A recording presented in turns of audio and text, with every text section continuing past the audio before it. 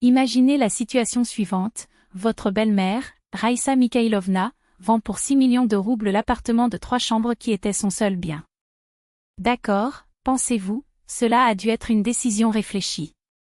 Jusqu'à ce qu'elle découvre qu'elle avait remis chaque centime de cet argent à son neveu, le génie, Vissia, pour investir dans un projet révolutionnaire, dans les crypto-monnaies. Pas de contrat. Aucun reçu. Juste sa parole. Et les mots d'un gars qui a déjà cassé 3 fois, mais, bien sûr, maintenant c'est différent, parce que l'expérience ne manque pas, n'est-ce pas? Il en est ainsi. En moins d'un mois, les 6 millions sont partis en fumée. Ou plutôt, ils se sont transformés en une nouvelle voiture à direction hydraulique, achetée, pour le travail, avec ce qui restait de l'argent de la tante. Pendant ce temps, Ressa, sans logement et avec une pension de 20 000 roubles, apparaît à sa porte avec 10 cartons de affaires, un chien de 30 kilos et la certitude que ce n'est que jusqu'à ce que Vissia rende l'argent. Spoiler, il ne le rendra pas. Pas en un an, jamais. Parce que les promesses de richesse rapide, lorsqu'elles sont faites sans aucun soutien, ont un nom, l'arnaque. Et maintenant? Vous avez désormais une belle-mère qui occupe le salon de votre 2 chambres, un chien qui aboie toute la nuit, des factures qui ont augmenté et une justification toute prête, mais c'est de la famille. Comment ne pas lui faire confiance?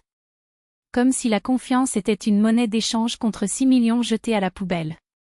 Pendant ce temps, elle se réveille à midi, demande à manger à l'heure, reçoit des visiteurs comme si elle était propriétaire des lieux et continue de penser que 20 000 roubles de pension sont de l'argent de poche, comme si le loyer, l'électricité et l'eau étaient payés d'eux-mêmes.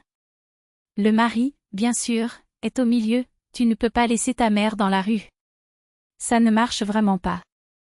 Mais vous ne pouvez pas non plus transformer votre maison en refuge pour des décisions irresponsables.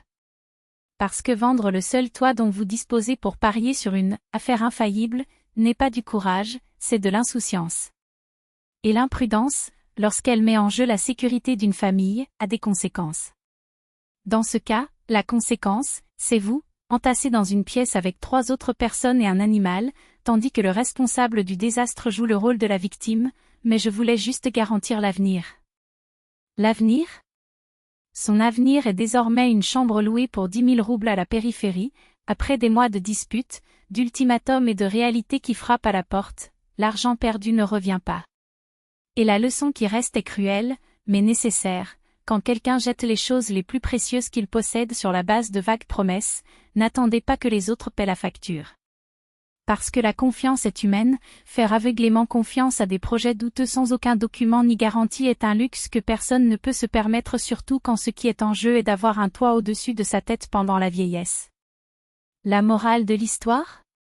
Avant de confier votre patrimoine à des opportunités uniques, posez-vous la question, si cela tournait mal, seriez-vous prêt à en vivre avec les conséquences?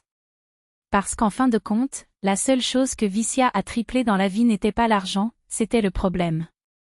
Et ce n'est pas lui qui va en faire les frais. Et toi?